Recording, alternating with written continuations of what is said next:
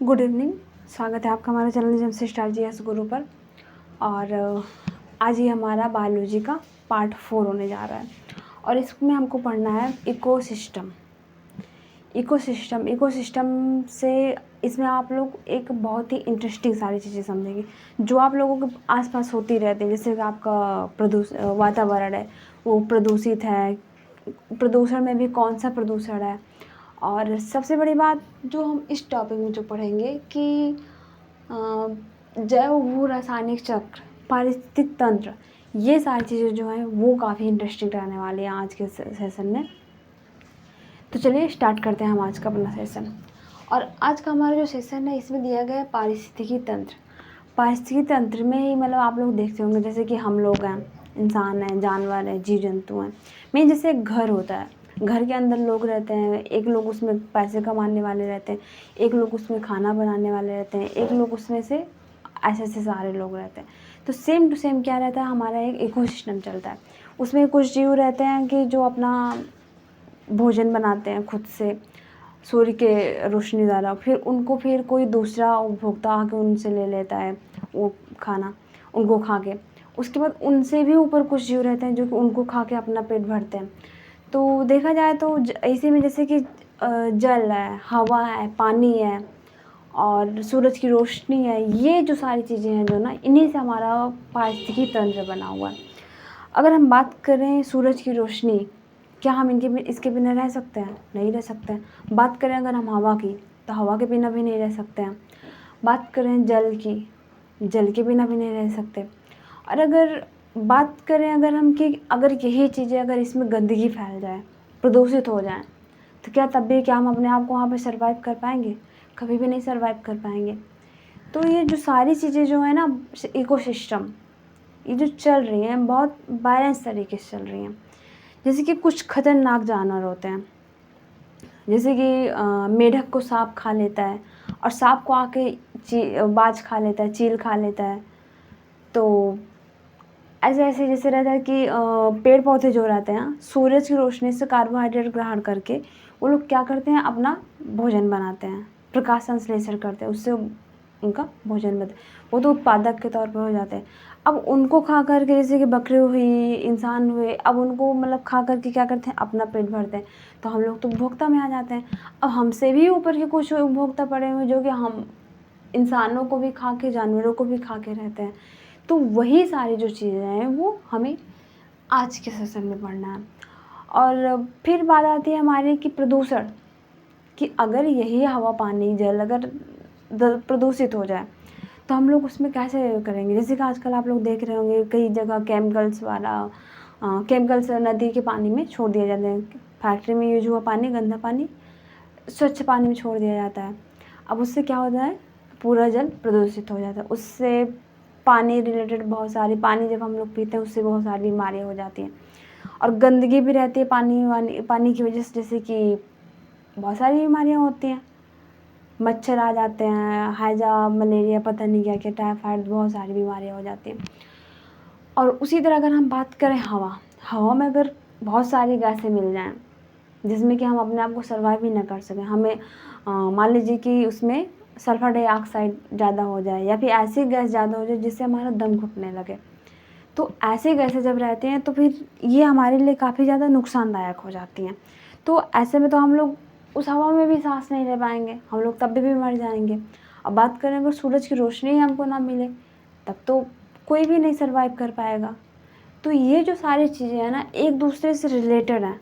कोई भी अगर एक चीज़ यहाँ पे अगर कम हुई या फिर उसमें कोई दिक्कत हुई, जैसे प्रदूषण वगैरह हो जाता है, तो नॉर्मल सी बात है, इंसानों को दिक्कत होगी ही होगी। इंसान या पूरा इकोसिस्टम ही बिगड़ेगा। ये उसी तरह रहता है जैसे कि किसी समुद्र में बहुत सारी मछलियाँ रह रही हैं। अब उसमें कोई बाहरी जीव आके वहाँ पे वो अपना पर्यावरण बनाने लगे, तो उससे क्या होता है, आसपास के जो जीव रहते हैं वो मरना स्टार्ट कर देते हैं। तो बस उसी तरह चीज़ है, जैसे कि अगर हमारे आसपास का जो इकोसिस्टम है, जैसे कि हम लोग रह रहे हैं, हम लोग जिस घास को खा रहे हैं, जैसे कि जो बकरियां हैं वो पौधों को खा रही हैं, बकरियों को आके भी शेर खा रहा है। तो ऐसे जो रहता है कि हमारा सिस्टम चलता है, जैसे कि हम लोग तो नॉर्मली रह रहे हैं, फिर कुछ जीव ऐसे रहते हैं जिनके आने से किसी जीव के जीवन को खतरा हो जाता है। तो ऐसे हम क्या करते हैं कि जो खतरनाक जीव रहते हैं, शिकारी जीव रहते हैं, वो लोग आते हैं, उनको खा जाते हैं। तो इस तरीके से हमारा जो सिस्टम रहता है पूरा बैलेंस बना रहता है। तो वही सारी जो चीज़ें हमें पारिस्थितिकी तंत्र में पढ़ना है। तो चलिए हम स्टार्ट करते हैं आज का अपना लेक्चर। देखिए इसमें आज दिया गया है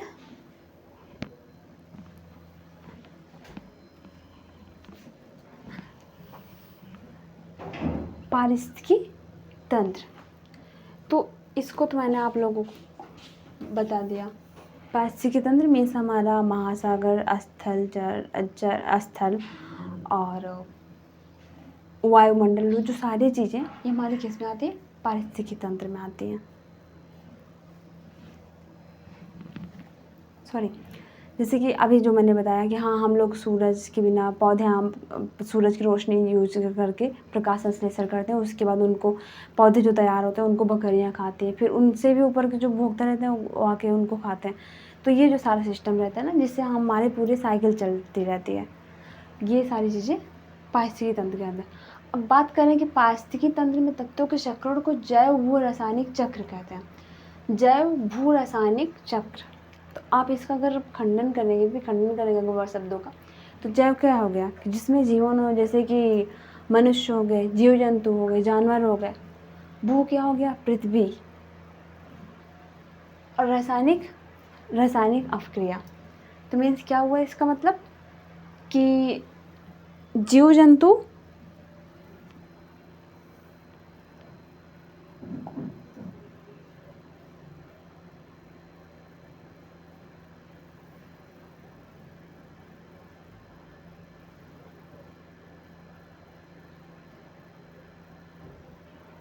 कि मीन्स जो जीव जंतु और जो पृथ्वी है, जैसे मिट्टी है, उन सब के बीच में जो रासायनिक अपक्रिया होती है उसे हम क्या कहते हैं, जैव भू रासायनिक चक्र। जैसे कि पानी रहता है, पानी जब भाप बनता है, भाप से फिर बादल बनता है, तो पानी वो जब बादल बनता है तो बादल से बारिश हो जाती है, तो देखा जाए पानी तो फिर से हमारे पास आ गया। तो यही जो सारी चीज़ होती है ना, साइकिल, चक्रण, कि एक चीज़ जाए फिर तुरंत वो वापस भी आ जाए किसी न किसी रूप में। तो वही सारी जो चीज़ें होती हैं उसे, उस चीज़ से हम लोग अपने जैव, पृथ्वी की पारिस्थितिकी तंत्र में वो सारी चीज़ें समझ सकते हैं कि जैव मतलब जो इंसान है, जीव जंतु प्लस पृथ्वी, मिट्टी वगैरह के साथ जो उनका जो केमिकल रिएक्शन होता है, रासायनिक चक्रण होता है, उसे क्या कहते हैं हम लोग, जैव भू रासायनिक चक्र। पृथ्वी पर रहने वाले जीव और प्लस पृथ्वी, जैसे कि मिट्टी वगैरह के साथ जो केमिकल रिएक्शन होता है जलवायु के साथ, वही सारी चीज़ें क्या होते हैं, जैव भू रासायनिक चक्र कहलाते हैं। अब बात करें पारिस्थितिकी तंत्र, तो इसके देखिए दो घटक हैं, जैविक, अजैविक। जैविक क्या होते हैं, जिनमें जान होती है। अजैविक क्या होते हैं, जिनमें जान नहीं होती है। और जैविक घटक द्विचारण।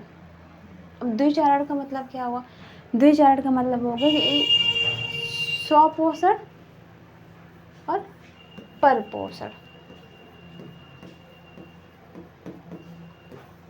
स्वपोषी, परपोषी। तो स्वपोषी का मतलब क्या होता है, जो अपना खाना खुद से बना लेते हैं।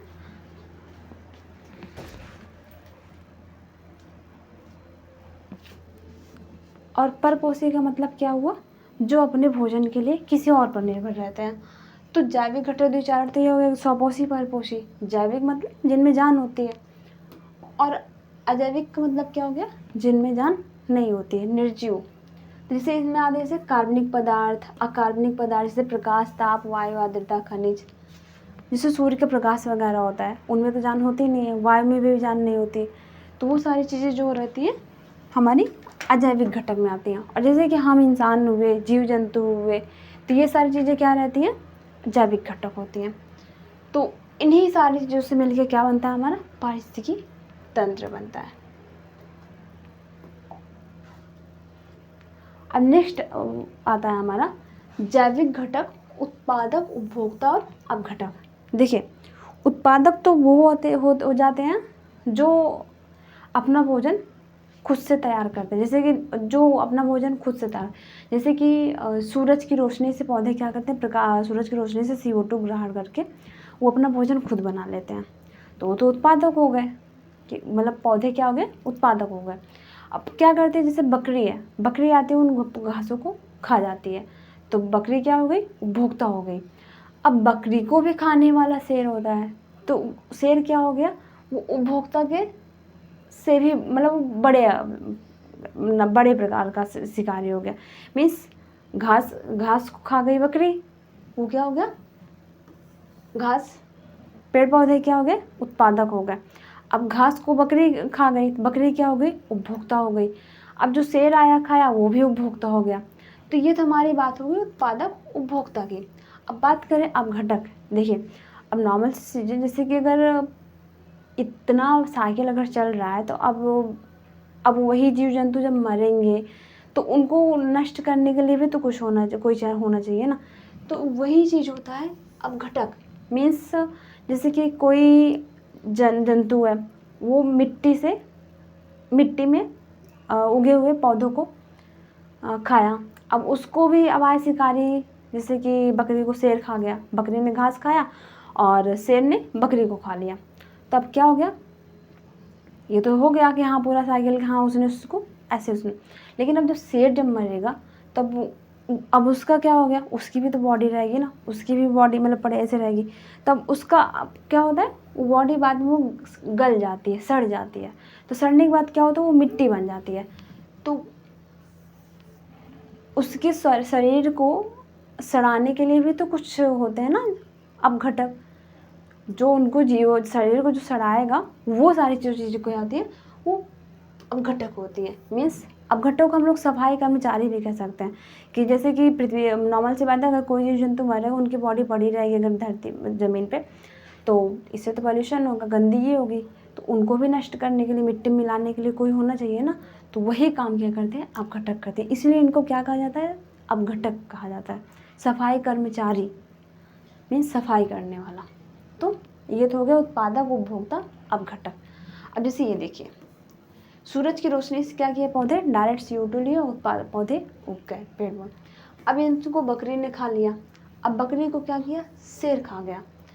अब शेर भी जब मरेगा तो उसकी भी बॉडी तो सड़ेगी, गलेगी। तो ये सारे जो जीव हैं, इसकी बॉडी जब सड़ जाएगी, तो उसको सड़ाने वाला कौन हो जाता है, ये अपघटक हो जाता है। तो ये रहा हमारा आज का उत्पादक, उपभोक्ता, अपघटक। उत्पादक कि जो अपना भोजन तैयार करें, मतलब खुद से ही हो जाए, और उपभोक्ता जो उस बने हुए भोजन को आके खा लें, और उनसे भी बड़े उपभोक्ता हो जाते हैं जो उस जीव को भी आके खा लें। अपघटक क्या हो जाता है, सफाई कर्मचारी। मीन्स अगर गंदगी है तो उसको साफ भी तो करना पड़ेगा ना, तो वो काम कौन करता है, अपघटक करते हैं। तो यही आज का हमारा रहा। अब नेक्स्ट देखिए, जैसे कि उत्पादक अपना भोजन स्वयं बना, जैसे हरे पौधे। उपभोक्ता क्या हो गए, उत्पादक द्वारा बनाए गए भोज्य पदार्थों को वो आके खाते हैं। तो इसमें से कुछ शाकाहारी भी रहते हैं, कुछ मांसाहारी भी रहते हैं। शाकाहारी हो जाते हैं जैसे कि गाय, भैंस, बकरी। अब ये लोग तो घास ही खाती हैं, तो ये लोग शाकाहारी हो गई। अब बात करें जैसे कि शेर आके बकरी को खा जाता है, तो वो क्या हो जाता है, द्वितीयक उपभोक्ता। तो वो क्या करता है, प्राथमिक को खा जाता है। मीन्स इसे ये आके उन्हीं जीव जंतुओं को खा जाते हैं। अब शीर्ष उपभोक्ता ये क्या करते हैं, इनको भी आगे खा जाते हैं। मीन्स ये साइकिल जो हमारा है ना, कि मेढक को सांप खाया और सांप को आके चील खाया, तो बस वही उसी तरह ये पूरी साइकिल रहती है। अगर कोई किसी को मतलब खा रहा है तो उनको भी नष्ट करने वाले कोई ना कोई रहते हैं। अगर रियल लाइफ से अगर जोड़ें तो जैसे रहता है कि आज हम अगर किसी के साथ बुरा कर रहे हैं तो कल को कोई और भी हमारे साथ आके बुरा करेगा, और उसके भी साथ कोई ना कोई आके बुरा करेगा। तो ये साइकिल हमारी जो चलती रहती है। ये नहीं है कि हाँ हम किसी के साथ बुरा कर रहे हैं और हमारे साथ बुरा नहीं होगा, कोई ना कोई हमारे साथ बुरा करेगा ही करेगा। तो सेम दैट साइकिल जो रहती है कि यहाँ पे चलती है।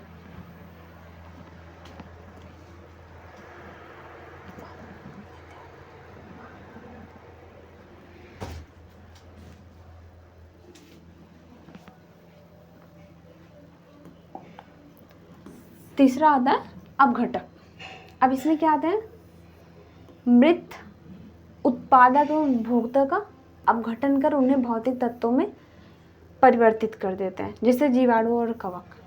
तो जैसे जीवाणु और जो कवक होते हैं ये क्या करते हैं, जैसे मृत जंतु जीव जंतु रहते हैं तो उनको ये क्या करती है, जीव जंतु के नहीं, अगर पेड़ पौधे या कोई पत्ता या फिर कोई भी चीज़ रहती है तो ये उनको सड़ा गला के उसको मिट्टी बना देते हैं। तो यही होता है अपघटक।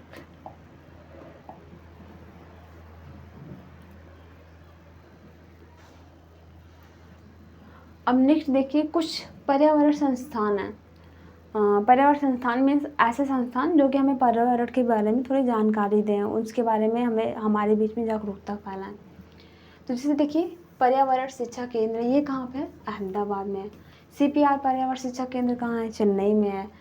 और केंद्रीय प्रदूषण नियंत्रण और बोर्ड और केंद्रीय चिड़ियाघर प्राधिकरण ये नई दिल्ली में है। वन उत्पादकता केंद्र रांची में है। उसके बाद राष्ट्रीय विज्ञान संस्थान देखिए ये फरीदाबाद में है। खनन पर्यावरण को देखिए धनबाद में है।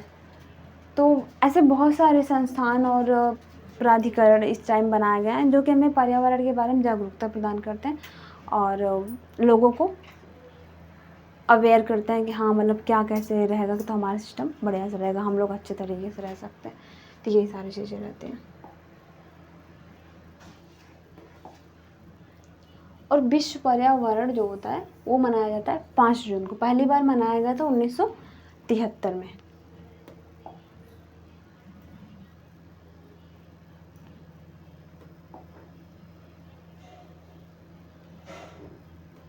देखिए, अब नेक्स्ट आता है हमारा वायु प्रदूषण।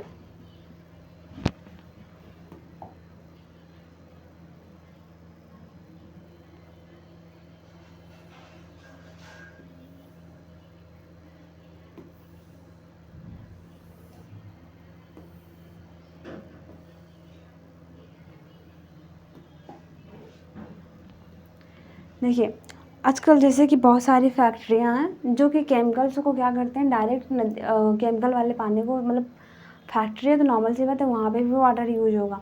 अब वो लोग क्या करते हैं, उस गंदे वाटर को डायरेक्ट नदी में ही छोड़ देते हैं बिना उसको सफाई किए, मीन्स उसको बिना रिफाइन किए ही डायरेक्ट नदी में छोड़ देते हैं। तो उससे क्या होता है, पूरी नदी का पानी प्रदूषित हो जाता है। अब उसमें जीव जंतु नहा रहे हैं, बहुत लोग कपड़े भी धुलते हैं कहीं कहीं, मतलब कहीं कहीं सब जगह ज़रूरी नहीं हाँ सिस्टम बहुत अच्छा सही हो। कुछ लोग तो नदी के पानी को ही बढ़िया से रिफाइन करके पीते हैं। तो ऐसे में क्या होता है, डायरेक्ट फैक्ट्रियों द्वारा पानी केमिकल वाला पानी छोड़ने से पानी प्रदूषित हो जाता है पूरा। ऐसे क्या रहता है, जल अगर प्रदूषित हो गया तो पूरा पूरा इकोसिस्टम पे तो प्रभाव पड़ेगा ना। तो वही सारी चीज़ें हैं।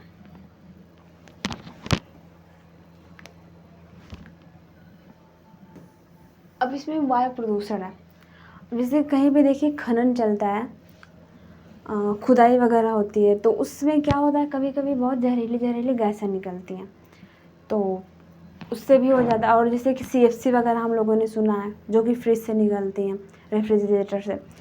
अब CFC गैस को भी अगर हम लोग देखें तो वो भी हमारे लिए बहुत ज़्यादा खतरनाक होती है। तो वही सारी चीज़ें जो रहती है ना, प्रदूषण, प्रदूषण का मतलब होता है गंदगी, कि हाँ हमारी हवा जो गंदगी उसमें हो जाए, गंदा हो जाए, जिससे हम लोग अपने आप को सर्वाइव ना कर सकें।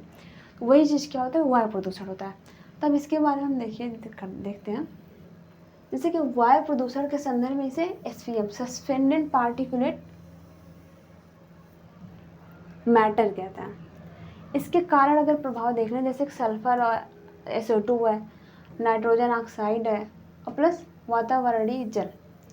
तो देखिए अगर ये मिल जाती है, इसका सल्फ्यूरिक अम्ल और इसका नाइट्रिक अम्ल, तो ये क्या बन जाता है, अम्ल वर्षा हो जाती है।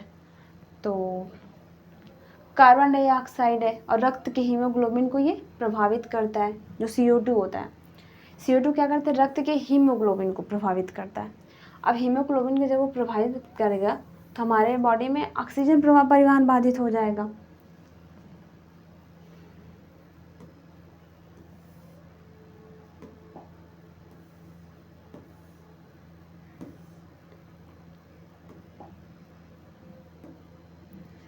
और जब ऑक्सीजन जब नहीं मिलेगा किसी इंसान को, जीव को, तो वो सर्वाइव नहीं कर सकता है। आपको जैसे कि हम सब लोग बहुत बढ़िया जानते हैं कि हाँ, ऑक्सीजन से ही सारे जीव जीवित रहते हैं।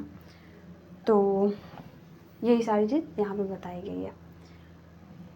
नेक्स्ट है इसके प्रभाव और आपदाओं को अगर देखते हैं, जिससे क्या होता है, वातस्फीति होती है। अब वातस्फीति क्या होती है, तो ये वायु प्रदूषण से होने वाला रोग होता है जो फेफड़ों को प्रभावित करता है। भोपाल गैस त्रासदी, जैसे मैंने अभी आपको बताया कि कभी कभी खाने में बहुत जहरीली गैसें निकलती हैं, तो भोपाल गैस त्रासदी को हम लोग उसको एग्जाम्पल ले सकते हैं।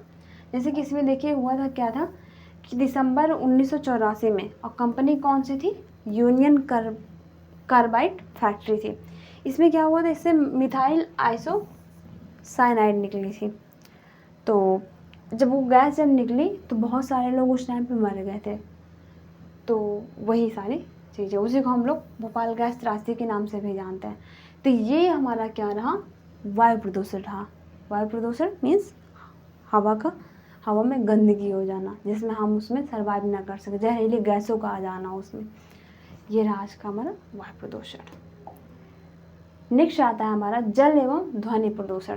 जैसे कभी मैंने जल के बारे में बताया था कि नदियों में प्रदूषित पानी छोड़ने से फैक्ट्रियों द्वारा क्या होता है, नदियों का पानी प्रदूषित हो जाता है। तो अब उसको हम देखते हैं कि कैसे क्या मेथड रहता है। तो देखिए, पृथ्वी पर उपलब्ध जल की मात्रा का केवल 2.5 से 3% क्या है, वो स्वच्छ पानी है, बाकी सब तो खारा पानी है। और नदियों में जल प्रदूषण की माप ऑक्सीजन की घुली हुई मात्रा से करते हैं। मीन्स जो ये BOD होता है ना, BOD, ये तो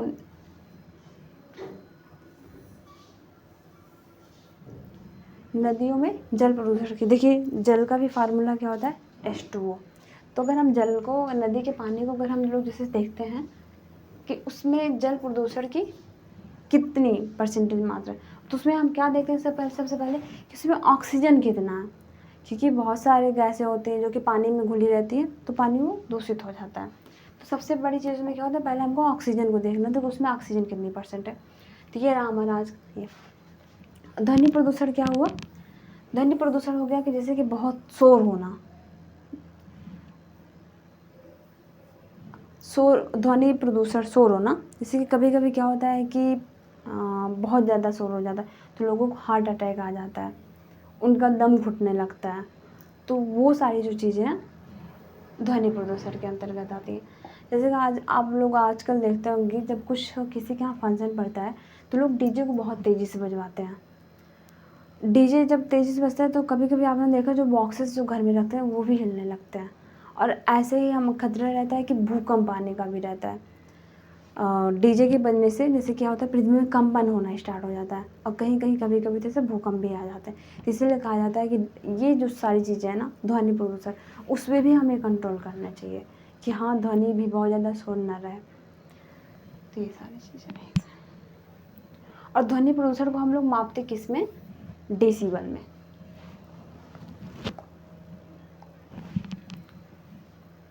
ये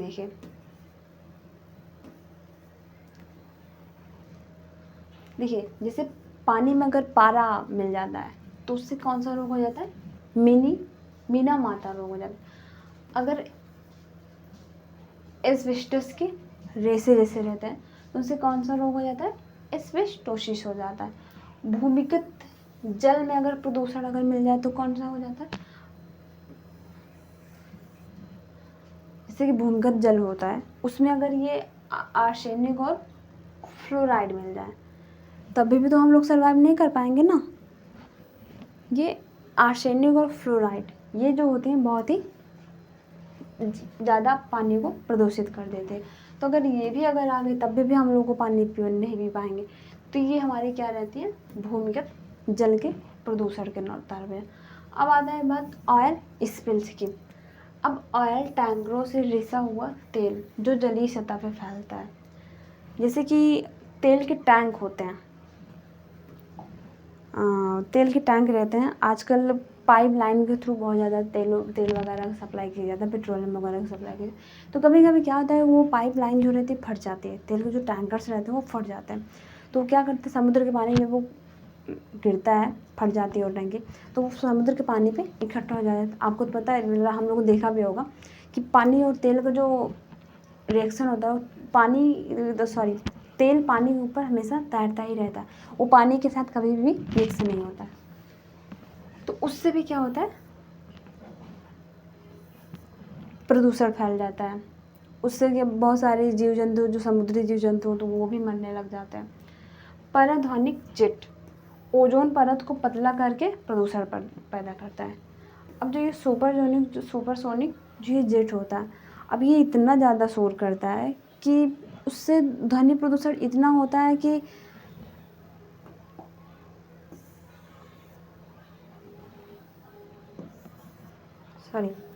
पराध्वनिक जो सुपरसोनिक जो जेट होता है, ये इतना ज़्यादा प्रदूषण उत्पन्न करता है। उससे क्या होता है कि जो ओजोन परत है हमारी, वो पतली हो जाती है, और ओजोन परत अगर नष्ट हो रही है तो फिर पराबैंगनी किरणें तो हमको बहुत ज़्यादा नुकसान पहुंचाएंगी। तो ये चीज़ें रही आज के हमारे जल एवं ध्वनि प्रदूषण कि कैसे हम लोग उससे प्रभावित हो रहे हैं।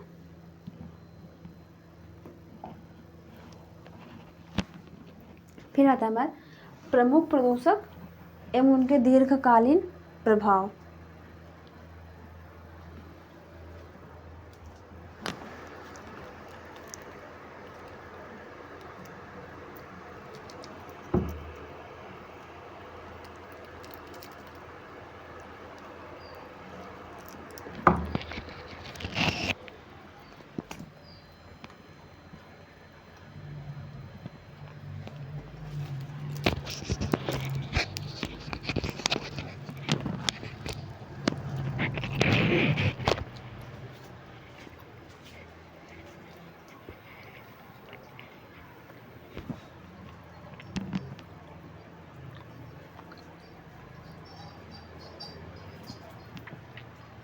देखिए, प्रमुख प्रदूषक एवं उनके दीर्घकालीन प्रभाव। अब प्रदूषक क्या होते हैं? प्रदूषक जैसे कि कार्बन मोनोऑक्साइड, जहरीली गैसें जैसे कार्बन मोनोऑक्साइड, SO2, ये सारी जो गैसेस क्या होती है, प्रदूषक के तौर पर जानी जाती है। अब इनके नुकसान क्या होता है हमारी बॉडी में? इससे लीवर और किडनी हमारी जो होती है उनसे डैमेज हो जाती है, खराब हो जाती है। तो ये तो हो गया हमारा प्रदूषक। अब बात करें जैसे कि नाइट्रोजन ऑक्साइड की, CO2 नाइट्रोजन ऑक्साइड, और SO2 सल्फर डाइऑक्साइड, सीसा, ये सारी चीज़ जो होती है प्रदूषक के तौर पे जानी जाती हैं। जैसे कि कार्बन डाइऑक्साइड से तो हमारा लीवर और किडनी डैमेज होता है, नाइट्रोजन ऑक्साइड से क्या होता है, हमें कैंसर हो जाता है, और जो धूल कण रहते हैं उनसे क्या होता है, हमें सांस संबंधी रोग हो जाते हैं, हम लोगों को सांस लेने में दिक्कत होने लगती है, जैसे दमा, अस्थमा, ये सारी चीज़ें। और नेक्स्ट आता है सीसा। इससे क्या होता है, नर्वस सिस्टम जो होता है दुष्प्रभावित हो जाता है।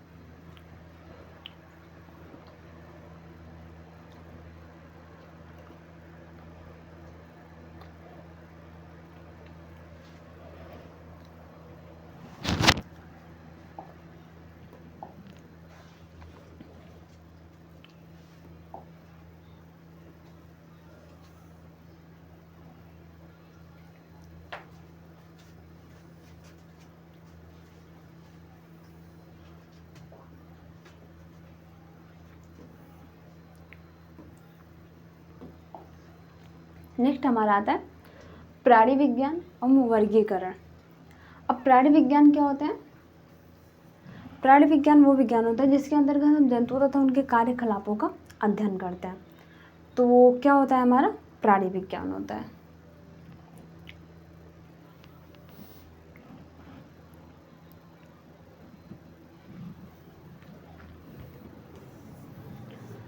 अब अगर हम उन जंतु जगत में अगर हम जंतुओं की बात करें तो उसमें कुछ एक कोशिकीय भी होते हैं और कुछ बहुकोशिकीय होते हैं। एक कोशिकीय अगर बात करते हैं जैसे संघ प्रोटोजोआ हो जाते हैं। ये बहुकोशिकीय अगर बात करें तो संघ मेटोजोआ वगैरह हो गए।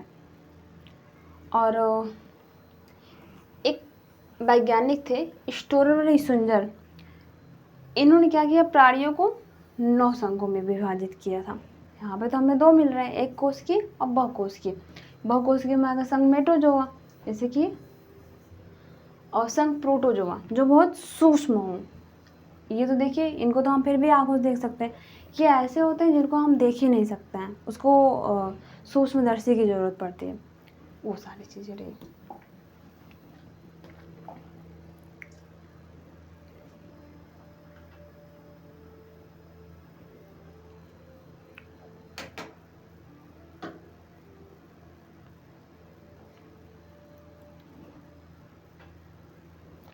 देखिए नेक्स्ट आता है हमारा आधारभूत संघ। अब इसमें आधारभूत संघ कौन से हो जाते हैं, जैसे कि प्रोटोजोआ होगा, पोरीफेरा हो गया और सिलेंट्रेटा हो गया। अब प्रोटोजोआ क्या होता है, ये ऐसा होता है कि ऐसा लगता है जैसे किसी चीज़ पे चिपका हुआ हो किसी सतह पे, तो हमारा क्या हो जाता है प्रोटोजोआ। प्रोटोजोआ आप लोग जैसे इसको भी देख सकते हैं, ये इसकी एक विशेषता होती है, मतलब दिखने में कैसे होते हैं, ये चिपके हुए से दिखते हैं। और जो पोरीफोरा होता है, पोरीफोरा हो जाता है मतलब जिसमें पोर्स हों। आप इनका शब्द अगर अलग अलग करेंगे, पोरीफेरा मतलब पोर्स, पोर्स, तो ये इसमें ऐसे जीव आते हैं, जीव जंतु आते हैं जो क्या रहते हैं, जिनमें छेद रहता है। तो जैसे कि ये देखिए साइकल स्पंजन, इनके दिन बीच में देखिए ऐसे पोर्स हैं, छेद हैं, तो ये हमारी चीज़ें क्या होती हैं, पोरीफोरा आ जाती हैं। आप लोग वर्ड से इसको याद करिए, पोरीफोरा, प्रोटोजोआ, इसमें मान लीजिए ये सतह पे चिपके से नजर आते हैं और ये इनमें छेद रहता है। और सिलेंट्रेटा, इनमें क्या रहता है, ये कांटों वाले होते हैं, ये क्या करते हैं दूसरे जीवों को फंसाते हैं अपने आप में। इनके बॉडी में छेद स्ट्रक्चर टाइप का होता है, मीन्स इसकी बॉडी में काफ़ी ज़्यादा जगह होती है चीज़ों को भरने के लिए। जैसे कि आप लोग ये देखिए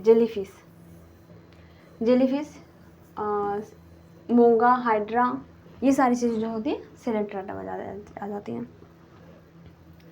अब उनके हम कुछ चीज़ें देखते हैं, जैसे कि शरीर इनका केवल एक कोशिकीय होते हैं और इनका प्रचलन कूट पादों, पश्मों, कशाभों द्वारा होता है।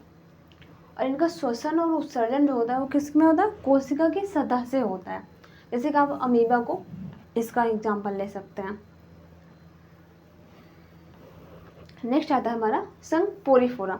अब ये क्या होते हैं, ये बहुकोशिकीय होते हैं, परंतु इनमें ऊतकों का निर्माण नहीं होता है और शरीर पर इनमें असंख्य छिद्र होते हैं। जैसे मैंने आपको पहले भी बताया था पोरीफोरा, पोरी से आप उसको डायरेक्ट पोर ले जाइए कि हाँ छेद रहते हैं, तो ये सारा हो गया। इनके पे इस पे असंख्य छिद्र रहते हैं और इनके शरीर में एक गुहा होती है जिसे स्पंज कहते हैं, स्पंज गुहा कहते हैं। और बात करें संघ सिलेंट्रेटा की, तो ये क्या हो जाते हैं, ये जलीय हो जाते हैं, अरी और असममिति जो इनमें आते हैं।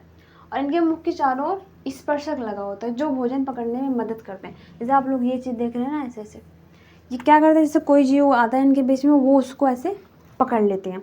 और ये जो इनका हिस्सा है ना, आप लोग यहाँ पर देख रहे हैं ये, और ये उसी उसको भर लेते हैं। तो इन्हीं के नाम पे इनका नाम पड़ा है कि हाँ ये बीच में जीवों को जो पकड़ते हैं भर लेते हैं अपने बीच में।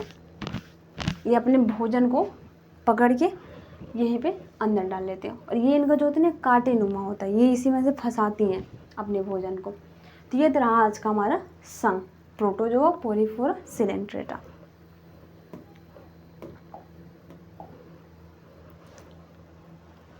नेक्स्ट आता है कृमि संघ। हमारा क्या होता है, जैसे कि प्लेटी हेलमिंथेज और एस्क्लेमिंथेज। अब बात अगर इसकी करें तो ये क्या होता है कि ये ऊपर से ऐसे होता है, जैसे आप लोगों ने रोटी देखी है ना, रोटी ऐसे रहती है, अब उस पर क्या करते हैं बेलन से उसको बेल दिया जाता है तो चपटा हो जाता है। तो सेम दैट स्ट्रक्चर क्या रहता है, इनका रहता है, ये ऊपर से चपटे रहते हैं और जो ये रहते हैं ये लंबे से गोल आकार के होते हैं, मीन्स लंबाई भी इनकी बहुत ज़्यादा रहती है और इनका स्ट्रक्चर जो रहता है सब गोल गोल रहता है। जैसे कि आप लोग ये देखिए, जैसे इनमें क्या होता है, इनका चपटा शरीर होता है, इनमें देह गुहा नहीं होती है, इनका पाचन तंत्र भी इसमें नहीं होता है और कंकाल श्वसन परिवहन अंग भी इसमें नहीं होता है। और उत्सर्जन ज्वाला कोशिका, इनका उत्सर्जन जो होता है ये क्या करती हैं, ज्वाला कोशिकाओं द्वारा ये अपना उत्सर्जन करती हैं। और इनके एग्जाम्पल जैसे क्या पढ़े जाते हैं, जैसे कि प्लेनेरिया हो गया, लिवर फलियों हो गया, फीता कृमि आदि, टेपवार्म जिसको हम लोग कहते हैं। तो ये तो हमारा हो गया आज का। जैसे यहाँ पर आप देखिए एक एग्जाम्पल देख सकते हैं, जैसे उचेरेरिया द्वारा फाइलेरिया होता है। उचेरेरिया क्या होता है, ये जैसे कि हमारे बॉडी में जब ये, जैसे कि हम लोग कुछ दूषित भोजन वगैरह कर रहे हैं तो क्या होता है, ये हमारे बॉडी में पहुंच जाते हैं। ये बॉडी में जा कर के क्या करती हैं, ये हमारे नसों में जा कर के ब्लॉक कर बना देती हैं। बुचेरेरिया मीन्स ये बॉडी में जा कर के नसों में, नलियों में ब्लॉक बना देते हैं। तो क्या होता है, वहाँ पे जो ब्लड सर्कुलेशन रहता है वो रुक जाता है, वो एक ही जगह पे इकट्ठा होने है, उसी से हमारा क्या हो जाता है, ये फाइलेरिया हो जाता है। और एंटेरोबियस बच्चों के गुदा में पाए जाते हैं, इससे काफ़ी खुजली होते हैं। आप लोगों ने छोटे बच्चों में ये खास करके देखा हुआ होगा, इससे उनको क्या होता है, गुदा के पास में काफ़ी ज़्यादा खुजलाहट होती है। ये भी क्या रहता है, जैसे कि बच्चे रहते हैं नॉर्मल से रहते हैं, बच्चों में मतलब उतनी नहीं कैपेसिटी रहती है, हाँ वो उतनी साफ़ सफाई, मतलब बच्चे ही रहते हैं। तो वो लोग जैसे कि गंदगी में खेलते रहते हैं, ज़मीन पे कहीं भी फर्श वगैरह पे वो लोग चलने लगते हैं। तो उनके हाथ में क्या होते हैं, यही जो पिनवार्म रहता है वो उनके हाथ में चिपक जाता है। अब वो लोग क्या करते हैं, बिना हाथ धुले जाके फिर से भोजन कर लेते हैं। तब वो जब खाना खाते हैं तो भोजन के थ्रू क्या होता है, फिर से उनके बॉडी में चला गया।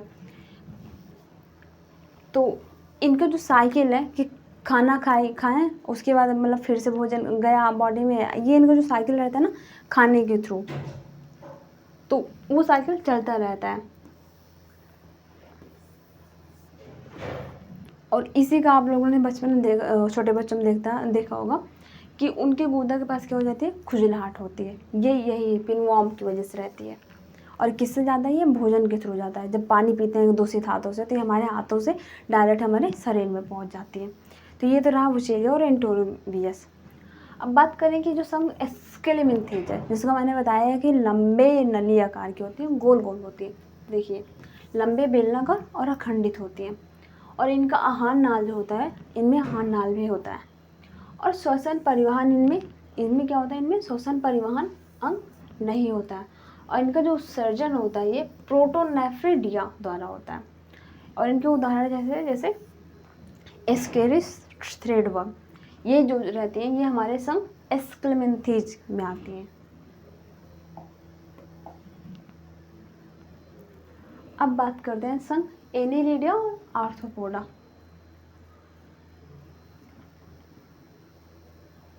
देखिए एनिलिडिया में वो जीव होते हैं जैसे कि केचुआ होता है। केचुआ वो क्या होता है, गोलाकार होता है और उसकी बॉडी में ये वाला स्ट्रक्चर देखिए, वलय। तो वो जैसे केचुआ हम लोग ले लेते हैं, तो केचुआ हमारा क्या हो जाता है, वो सब एनिलिडियम आ जाता है। और आर्थ्रोपोडम क्या होता है, जिनके हाथ पैर होते हैं, ये चीज रहा। इसको मैं आपको एक इमेज के थ्रू दिखाती हूँ।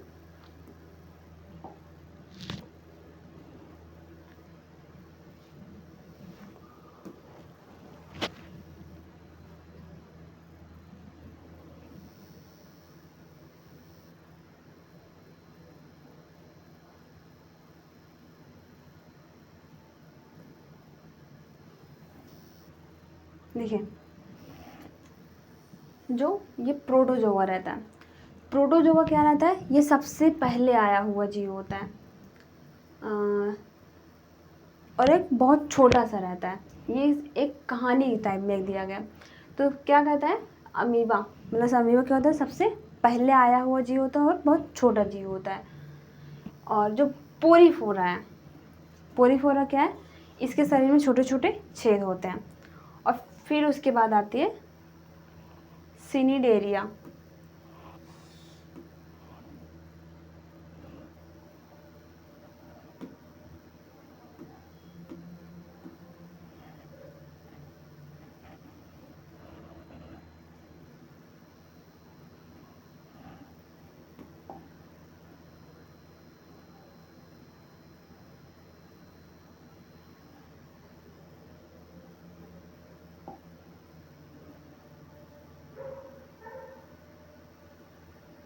देखिए, जैसे मैंने अभी बताया था जो प्लेटिहेल्मिन्थेस होती हैं, इनको मैंने बताया था कि चपटे आकार के होते हैं, और एनेलिडा को बताया था मैंने कि इनके शरीर पे वलय छल्ले बने होते हैं।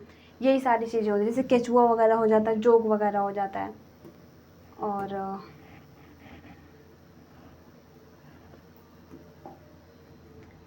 आर्थ्रोपोडा, जैसे कि इनमें क्या होता है, इनमें हाथ पैर होते हैं। और नेक्स्ट आता है मोलस्का। मोलस्का क्या होता है, इनके नाम में छुपा है, जैसे छुपा होता है, जैसे कि मोलस्का में जो मुलायम होते हैं। इकाइनोडर्मिडा क्या होते हैं, ये कांटेदार होते हैं। और हेमिकॉर्डेटा क्या होते हैं, ये आधा रहते हैं।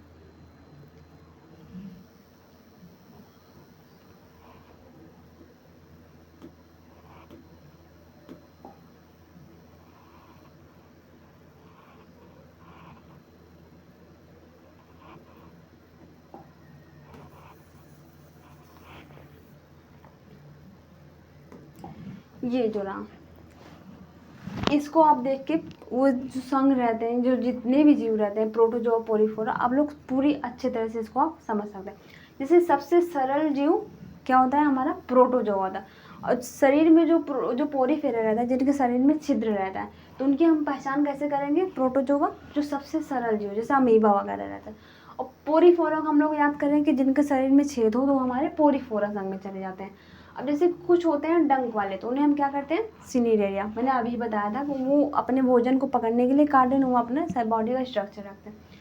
और नेक्स्ट आता है प्लेटिहेल्मिन्थेस। वो क्या होता है, चपटे कृमि जैसे होते हैं। मैंने अभी आपको बताया था कि वो जैसे रोटी रहती है, ऊपर से चपटी रहती है, प्लेट नुमा रहती है, चपटा। तो वो हमारे क्या होते हैं, प्लेटिहेल्मिन्थेस। नेमेटेडा जो होते हैं वो गोल होते हैं। और एनेलिडा, जैसे कि मैंने बताया था कि केचुआ रहता है, उनकी बॉडी में आगे क्या रहता है, जैसे वलय छल्ले टाइप के बने रहते हैं, तो क्या हो जाते हैं हमारे एनेलिडा। आर्थ्रोपोडा, जैसे चींटियाँ रहती हैं, उनमें पैर, हाथ पैर रहते हैं ना जोड़ीदार, उसमें हाथ पैर रहते हैं, तो हमारे क्या हो जाते हैं, आर्थ्रोपोडा हो जाते हैं।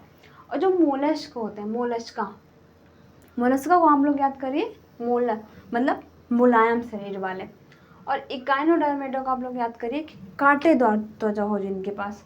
और कॉर्डेटा को याद करिए जिनमें रीढ़ की हड्डी, जैसे कि मनुष्य होते हैं। कॉर्डेटा रीढ़ वाले जीव, मीन्स हम लोग मनुष्य, जीव जंतुओं में भी होता है, तो वो, लेकिन यहाँ पे जैसे कि हम मनुष्य हो गए। सिंपल से एग्जाम्पल आप लोग इसको याद करिएगा।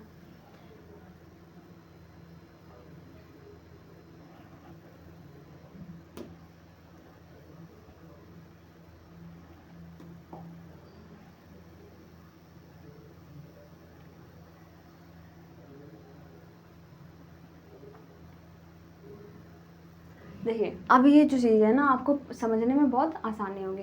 जैसे एक संघ आर्थ्रोपोडा मैंने अभी बताया था, उनमें क्या होते हैं, हाथ पैर, मतलब जोड़ीदार हाथ पैर होते हैं, जिससे कि आप लोग ये देख सकते हैं, चींटियाँ वगैरह हो गई। तो इनमें क्या होता है, इनका शरीर 3 भागों में बटा होता है। इनमें सिर होता है, वक्ष होता है, उदर होता है, पेट वगैरह। पाद जो होता है वो संधि युक्त होता है, जॉइंटेड, जोड़े में पैर होते हैं। खुला रुधिर तंत्र होता है, देह हुआ हीमोसील जिसे कहते हैं। इनका जो खुला रुधिर तंत्र होता है उसे हम लोग क्या कहते हैं, देह हुआ हीमोसील कहते हैं। और बात करें अगर एनेलिडा का, तो इनके पे देखिए लिखा हुआ, शरीर लंबा पतला खंडों में बटा होता है, जैसे कि मैंने अभी बताया था। इनमें वलय भी पाया जाता है, छल्ले पाए जाते हैं। तो प्रचलन काइटिन के बने टी द्वारा। और इनमें क्या होता है, इनमें बंध रुधिर तंत्र भी होता है। इनका उत्सर्जन किससे होता है, नेफ्रिन डिया द्वारा होता है। केचुए में क्या होता है, केचुए में 4 जोड़ी हृदय होते हैं, नेत्र नहीं होते हैं, और हीमोग्लोबिन प्लाज्मा में खुला होता है। और बात करें अगर काकरोच को, तो काकरोच के हृदय में 13 कक्ष होते हैं, और इनमें 6 पैर होते हैं, 3 जोड़ी। और दीमक एवं चींटी एक सामाजिक जंतु है जो श्रम विभाजन प्रदर्शित करते हैं। जैसे आप लोग देखो ना, चींटियों को कभी अपने भोजन को, कहीं भी उनका जब आप झुंड देखते हैं, गुट देखते हैं, उनको ग्रुप देखते हैं, तो लोग अपने भोजन को कैसे मतलब लेके ढोती रहती हैं। तो वही सारी चीज़ें हैं कि उनको हम लोग श्रम विभाजन तो हम लोग रियल लाइफ में देखते रहते हैं सामने ही।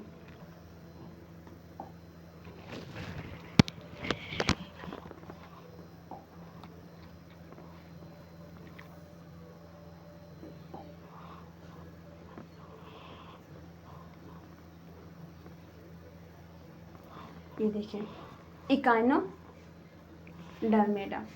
इनमें क्या होता है, इनमें सभी जंतु समुद्री होते हैं। भोजन ग्रहण करने और चलने के लिए इनमें नालपाद होता है और इनमें मस्तिष्क विकसित नहीं होता है। और उदाहरण जैसे कि हम लोग देख सकते हैं, जेली फिश हो गया, सेल फिश हो गया, स्टार फिश हो गया, कटल फिश हो गया आदि जो रहते हैं हमारे इकानोडर्मेटा। बाकी हाँ, जो मैंने अभी आपको कुछ टाइम पहले मैंने एक पेज देखा था, आप लोग उसको बढ़िया सा फोटो स्क्रीनशॉट ले लीजिए, वो आपके लिए काफ़ी हेल्प होगी। ये सारी चीज़ें जो हैं आप लोग उस इमेज से सारी समझ जाएंगे। तो जैसे मोलस्क का मैंने बताया था कि ये बहुत मुलायम होते हैं। तो इनका भी शरीर क्या होता है, 3 भागों में विभक्त होता है, जैसे सिर, अधरंग तथा पाद। इनका श्वसन क्या होता है, इनका श्वसन गिल्स द्वारा होता है, जैसे टेनिडी। इनका श्वसन गिल्स या टेनिडिया जिसे हम कहते हैं। और इनका रक्त जो होता है, खून, वो क्या होता है, रंगहीन होता है।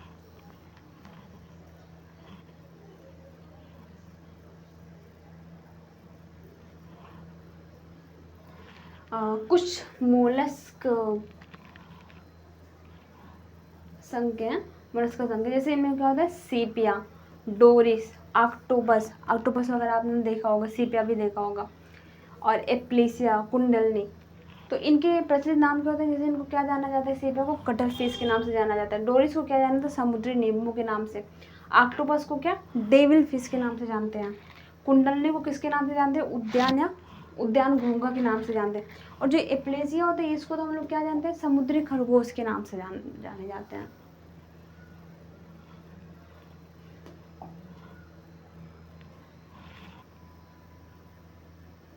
नेक्स्ट आता है हमारा जल और थल के जीव। जैसे कि जल के जीव तो मछली वगैरह हो गई, और थल के जीव जैसे कि मेढक वगैरह हो गए। हालांकि मेढक को क्या किया जाता है, इनको उभयचर माना जाता है, क्योंकि थल स्थल पे भी रहता है और जल में भी रहता है। तो देखिए जो जल में रहता है इनको देखिए मछली वगैरह के लिए, तो इनको मत्स्य वर्ग,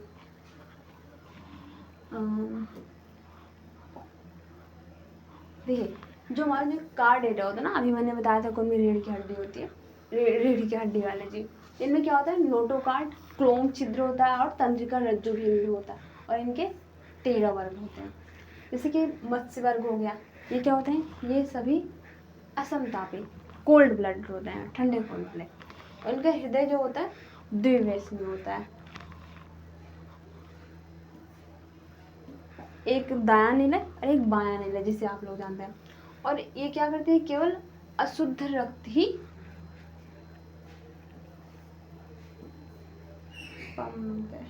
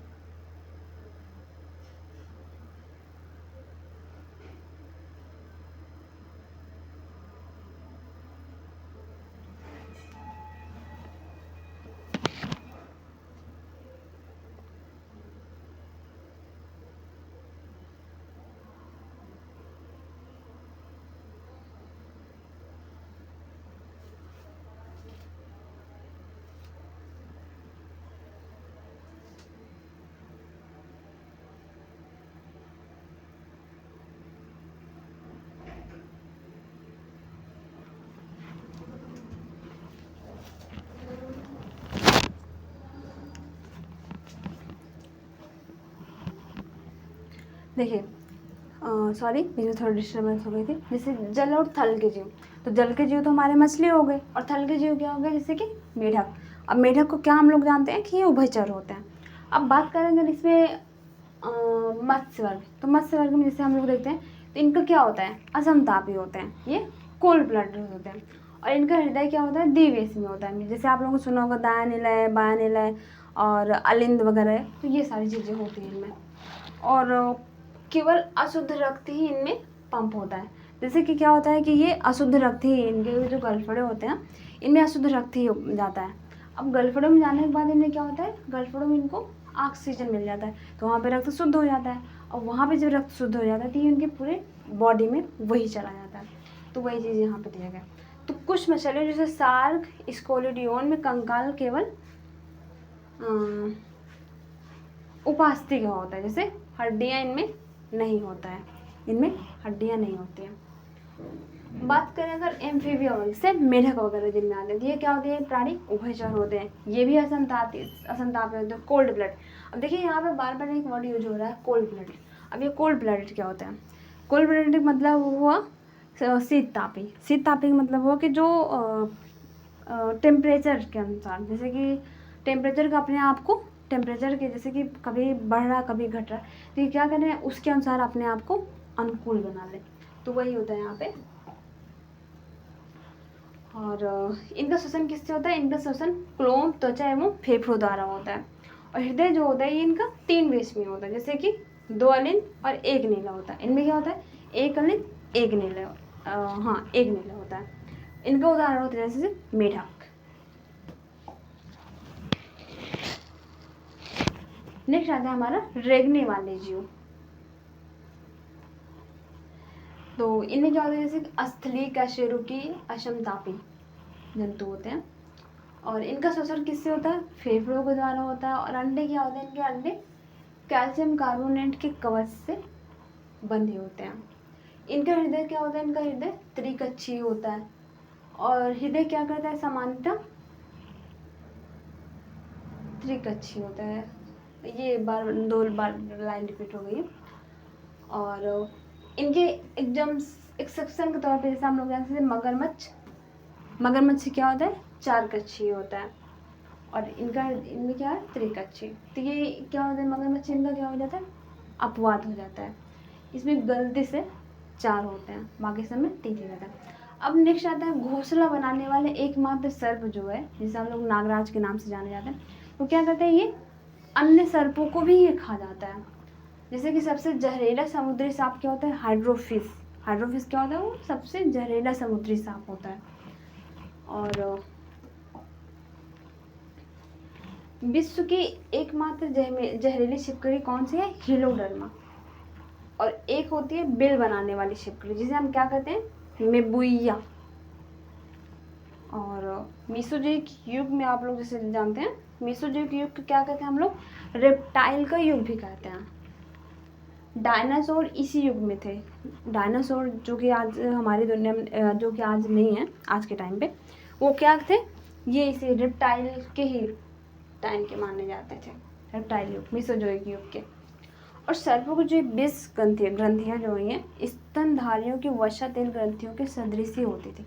इनकी जो 20 ग्रंथियाँ होती हैं, जैसे स्तनधारियों में क्या होता है, वसा या तेल ग्रंथियाँ होती हैं, तो उसी टाइप की क्या होती हैं, इनकी 20 ग्रंथियाँ भी होती हैं सर्पों की।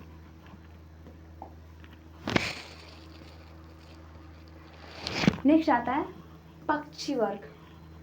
अब पक्षी में हम लोग देखते हैं प्रमुख अनुकूलन इनका कैसे होता है। तो इन पे देखिए, इनका सबसे जो आगे वाला जो पैर होता है वो उड़ने के लिए, और वो पंखों में भी रूपांतरित हो जाता है। और इनका हृदय जो है वो 4 बेस में होता है, 4 चैम्बर्ड होता है। इनमें क्या होता है, 2 अलिंद होता है और 2 नीले होते हैं। जैसे कभी हमने मत्स्य वर्ग में पढ़ा था, एक अलिंद एक नीला होता है। जबकि मगरमच्छ हमने पढ़ा था, उनकी उन 4 चैम्बर्ड होते हैं। तो वही चीज़ है यहाँ पे, इनमें क्या होता है, 4 बेस में, ये भी 4 चैम्बर्ड होते हैं। और ये असमतापी होते हैं, समतापी होते हैं, वार्म ब्लडेड होते हैं। और इनका मूत्राशय जो है इनमें नहीं होता, अनुपस्थित रहता है।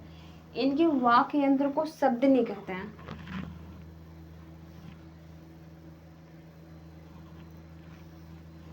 और सबसे तेज अगर तीव्रतम पक्षी की अगर हम बात कर रहे हैं तो वो होता है आवावीर होता है। और ऐसा पक्षी जो उड़ ही नहीं सके वो कीवी होता है और एमू होता है। और सबसे बड़े जीवित पक्षी के तौर पर कौन जाना जाता है? शुतुरमुर्ग जाना जाता है। और सबसे छोटा कौन सा जाना जाता है? हमिंग बर्ड जाना जाता है। और पेंगुइन जो है ये अंडिका कर्टिका में पाया जाता है, अंटा कर्टिका में पाया जाता है, ठंडे प्रदेश, सॉरी।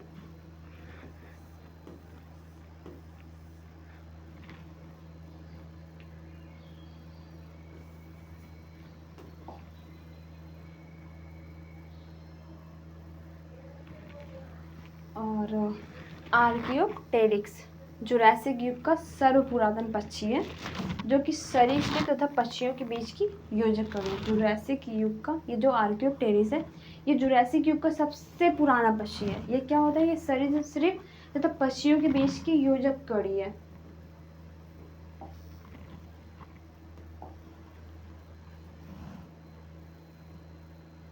नेक्स्ट आता है हमारा स्तनधारी वर्ग। अब देखिए इनके सामान्य लक्षण क्या होते हैं। इनके सामान्य लक्षण होते हैं जैसे कि इनके त्वचा पर श्वेत और तैल ग्रंथियाँ होती हैं, समतापी होते हैं, हृदय 4 चैम्बर्ड होता है और दांत जीवन में 2 बार ही निकलते हैं। जैसे कि हम लोगों में भी, इंसानों में भी देखिए 2 बार ही निकलता है, तो वही इनको ये द्विबार दंती होते हैं। इनमें बाह्य कर्ण उपस्थित रहता है, बाह्य कर्ण भी इनमें रहता है। और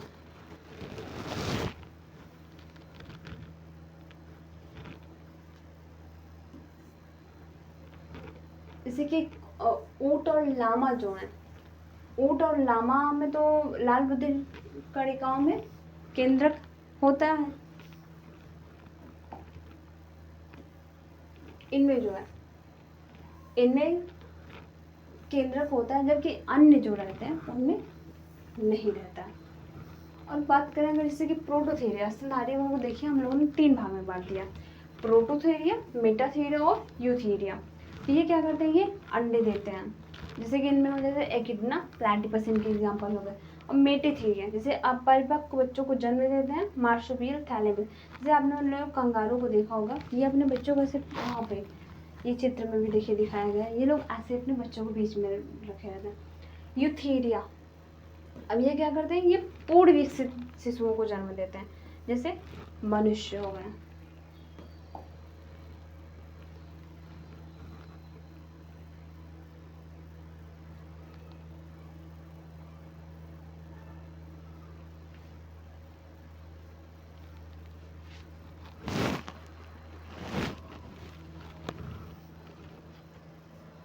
अब कुछ कशेरुकी की इनके बीच में हम कंपैरिजन देखते हैं। जैसे कि मत्स्य वर्ग में होता है, मत्स्य वर्ग वाले क्या होते हैं? 2 वेश में होते हैं, असमतापी होते हैं।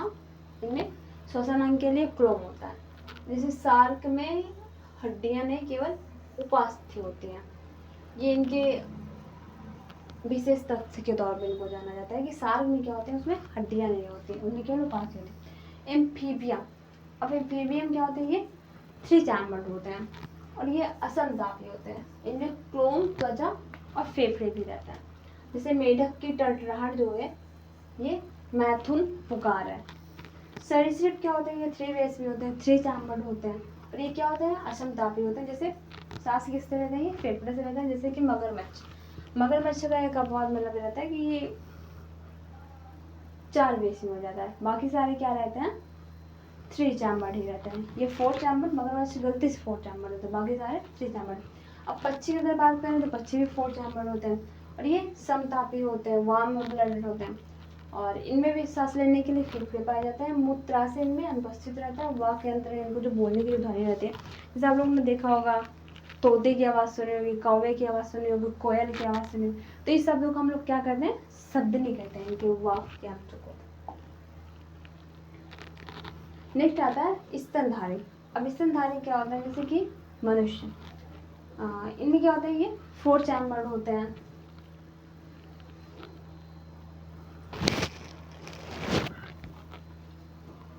ये समतापी होते हैं और इनमें सांस लेने के लिए क्या होते हैं? फेफड़े। और ऊंट या लामा जो होते हैं, ओटिया लामा एक्सेप्शन होता है कि इनमें केंद्रक होता है, बाकी सब में नहीं होता है।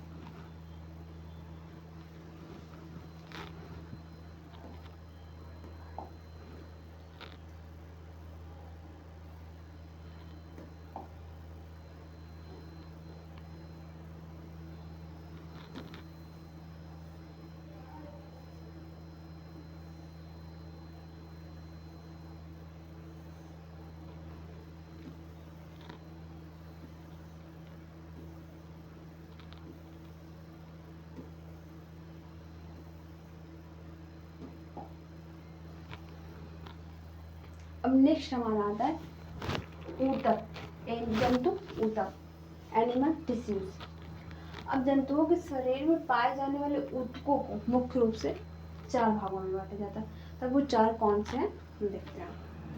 जैसे कि पहला हो गया उपकलयी ऊतक, दूसरा हो गया संयोजी ऊतक, तीसरा हो गया पेशी ऊतक और चौथा हो गया तंत्रिका ऊतक। अब उपकलयी ऊतक क्या होता है, ये आवरण बनाता है, इनमें विसरण होता है, श्रावण होता है और शोषण में भी ये सहायक होते हैं। संयोजी ऊतक क्या होते हैं, ये अंगों को जोड़ते हैं, इनमें अस्थि होती है, हड्डियां होती हैं, उपास्थि होती है और रक्त होता है। पेशी ऊतक क्या होता है, ये संकुचनशील ऊतक होता है, ये शरीर की सभी गतियों के लिए भी जिम्मेदार होता है। तंत्रिका तंत्र क्या होते हैं, ये शरीर की विभिन्न क्रियाओं का नियंत्रण और समन्वय करता है।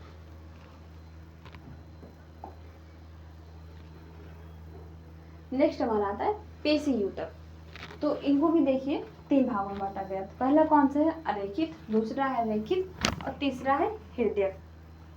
अब अरेखित क्या होते हैं, अरेखित वो होते हैं जो अनैच्छिक रूप से गति करते हैं और स्थान का क्या होता है, जैसे कि अमाशय, आंत, रक्त वाहिनियाँ।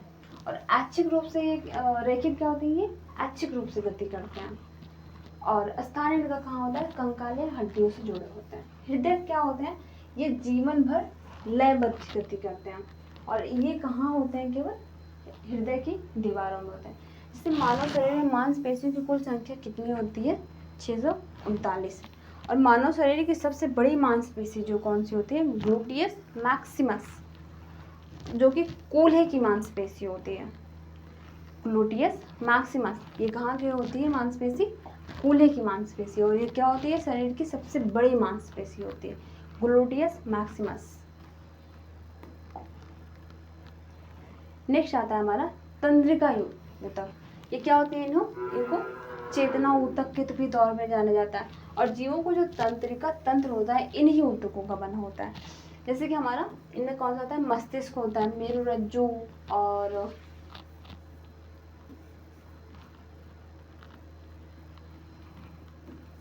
ऊतक। और जन्म के बाद मानव के तंत्रिका ऊतक में कोशिका विभाजन नहीं होता है।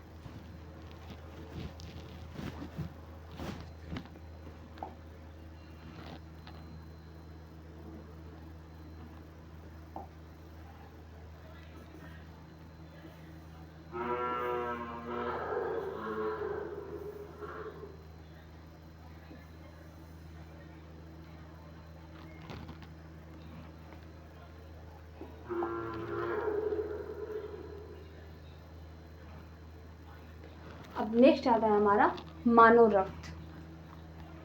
तो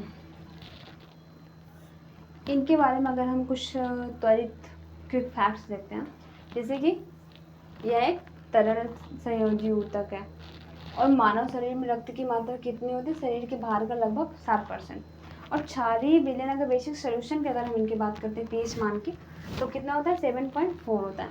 मात्रा कितनी होती है, 5 से 6 लीटर होती है। और महिलाओं में पुरुषों की तुलना में 1/2 लगभग आधा लीटर कम होता है, मीन्स पुरुषों में ज़्यादा ब्लड होता है। तो ये तो हमारा, अब देखिए मानव रक्त को हम लोग कितने भागों में बांटते हैं, मानव रक्त को हम लोग 2 भागों में बांटते हैं। एक होता है रक्त कणिका, दूसरा होता है प्लाज्मा। प्लाज्मा कितना होता है, 60%, और रक्त कणिका जो होती है 40% होती है। अब प्लाज्मा क्या होता है, ये रक्त का अजीवित तरल भाग होता है और इनमें 90% जल होता है, 7% प्रोटीन होता है, 0.9% जो होता है लवण होता है और 0.1% ग्लूकोज होता है। अब बात करते हैं सीरम क्या होता है। तो सीरम क्या होता है, जब प्लाज्मा में से फाइब्रिनोजेन नामक प्रोटीन निकाल दिया जाता है। जैसे हमारा जो प्लाज्मा होता है उसमें एक फाइब्रिनोजेन नामक प्रोटीन होता है, और जब उसको निकाल देते हैं उस प्रोटीन को, तो जो शेष भाग जो बचता है ना वो सीरम होता है। तो ये हो गया हमारा सीरम। अब बात करें अगर रक्त कणिका की, तो रक्त कणिकाओं में देखिए जैसे ये रेड ब्लड कार्बल्स, वाइट ब्लड कार्बल्स और प्लेटलेट्स, ये सब क्या होती है, हमारी रक्त कणिकाएं होती हैं। तो आप लोग इस इमेज के थ्रू समझ सकते हैं प्लाज्मा जैसे कि प्रोटीन, जल, ग्लूकोज। अभी मैंने यहाँ पे बताया था कि इनका 90% जल होता है, 7% प्रोटीन होता है, 0.9% रबड़ होता है और 0.1% ग्लूकोज। तो ये यही चीज़ यहाँ पे दिखाया गया है।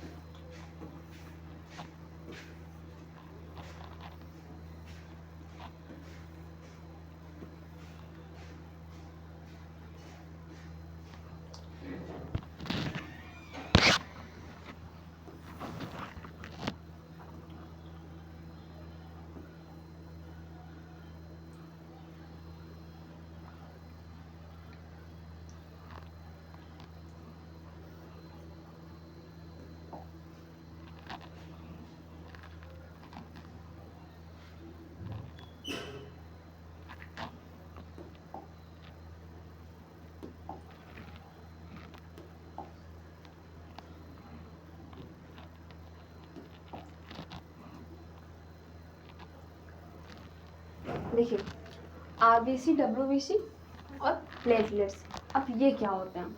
रक्त कणिकाओं तो हमने देख लिया कि हाँ ये आरबीसी, डब्ल्यूबीसी, प्लेटलेट्स में होते हैं। अब ये आरबीसी क्या होते हैं, डब्ल्यूबीसी क्या होते हैं, ये सिर्फ इसमें हम देखते हैं। जैसे कि लाल रक्त कण क्या होता है, तो इनमें क्या होता है, इनमें केंद्रक नहीं होता है। ऊट और लामा को अपवाद इनको माना जाता है कि इनमें होता है, बाकी किसी में भी नहीं होता है। जैसे कि इनका निर्माण कैसे होता है, तो अस्थि मज्जा से होता है।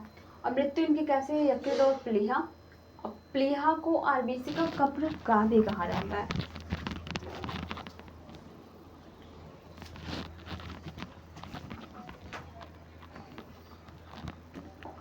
और इनका कार्य क्या होता है, हीमोग्लोबिन के कारण जो होता है इनका लाल रंग होता है, और ये O2 ऑक्सीजन और CO2 का परिवहन करते हैं। इनका जीवन काल कितना होता है, 20 से 120 दिन होता है।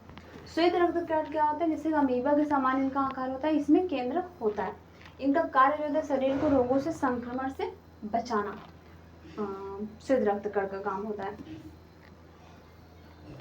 और इनका जीवन काल कितना होता है, 2 से 4 दिन होता है।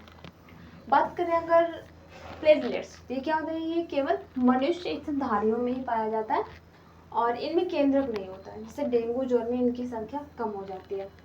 और कार्य इनका क्या होता है, रक्त का थक्का बनाना।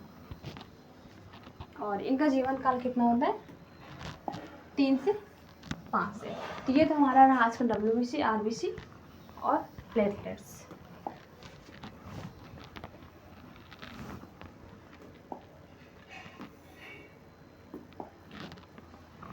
अब नेक्स्ट आता है हमारा रक्त समूह। रक्त समूह की खोज किसने करी थी, तो रक्त समूह की खोज करी थी कार्ल लैंड स्टेनर कब करी थी? 1900 ईस्वी में करी थी। और इनको 1923 में नोबेल पुरस्कार भी मिला हुआ था। इनका मुख्य आधार इन्होंने क्या दिया कि आरबीसी में पाए जाने वाले जो ग्लाइकोप्रोटीन होते हैं जिन्हें एंटीजन कहा जाता है, इन्होंने कहा कि आरबीसी में पाए जाने वाले ग्लाइकोप्रोटीन उन्हें क्या जाना जाता है? एंटीजन के नाम से जाना जाता है। और ये 2 प्रकार के होते हैं।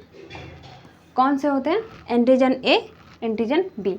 और प्लाज्मा में विपरीत प्रोटीन एंटीबॉडी, प्लाज्मा में जो होते हैं विपरीत प्रोटीन कौन से होते हैं? एंटीबॉडी ए और बी।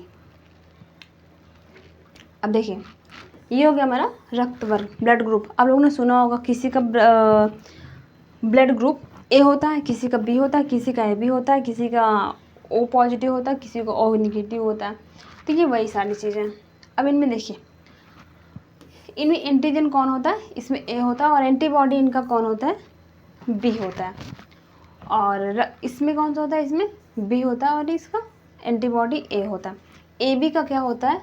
ए बी। और इनका एंटीजन कोई नहीं होता और एंटीबॉडी। एंटीबॉडी का मीन्स देखिए, जैसे कोई जिसका ब्लड ग्रुप ए है, अब वो क्या कर सकते हैं? वो ए वाले से ब्लड ले सकते हैं, लेकिन बी वाले से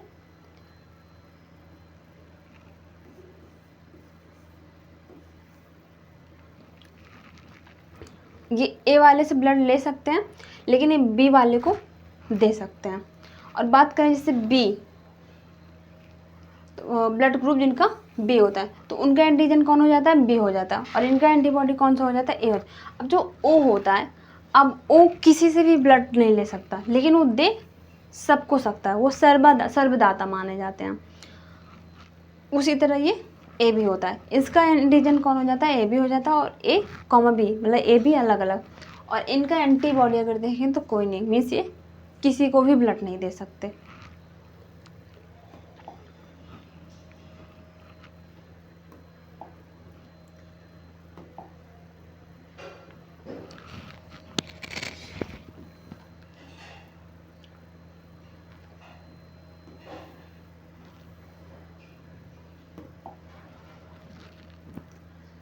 नेक्स्ट देखिए, रक्त आधान और संगतता। अब अभिश्लेषण। अब ये क्या होता है कि रक्त में एंटीजन और एंटीबॉडी का गलत मिलान होने पर रक्त चिपचिपा होकर नष्ट हो जाता है। कभी कभी आप लोगों ने देखा होगा जैसे कि ऐसा ब्लड ग्रुप जिसको जैसे कि किसी का ए ग्रुप हो और किसी का बी हो, किसी का ओ हो, तो उनको अगर एंटीबॉडी वाला अगर ब्लड ग्रुप अगर मिल जाता है तो क्या होता है? उनकी कभी कभी डेथ हो जाती है। तो वही चीज़ में दिया गया है कि रक्त क्या होता है? चिपचिपा होकर नष्ट हो जाता है। सर्वदाता मीन्स जो सबको ब्लड दे सकता है। जैसे ये जो ओ होता है, ओ ब्लड ग्रुप, ये इसका क्या होता है? इसका कोई एंटीजन नहीं होता है। ये किसी से भी ब्लड नहीं ले सकता, लेकिन देता सबको है। सर्वग्राही जैसे ए बी है, इसका कोई एंटीबॉडी नहीं होता, ये किसी को भी ब्लड नहीं दे सकता, ले ए और बी दोनों से सकता है। ओ गिव्स टू ऑल और A B takes from all.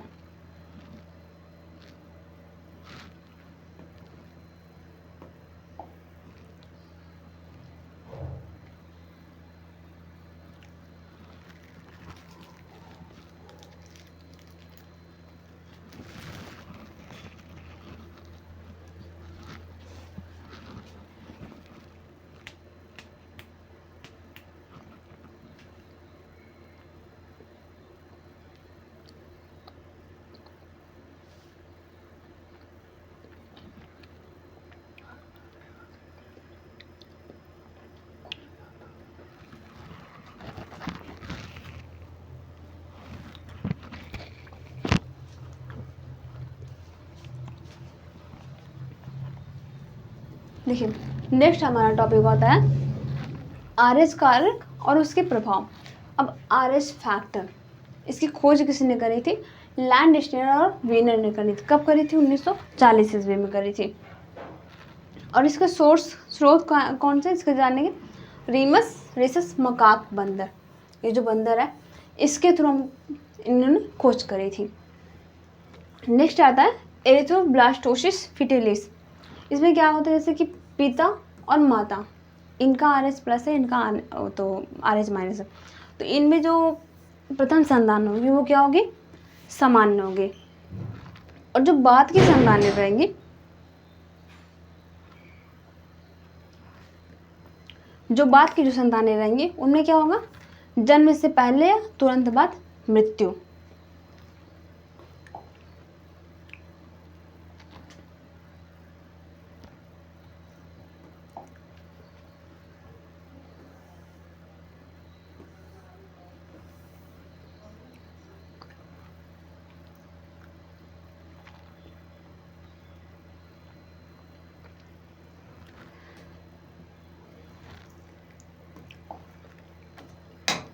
तो आज का टॉपिक बस यहीं पे, ब्लड ग्रुप हमारा जो था ये टॉपिक आज यहीं पे समाप्त होता है।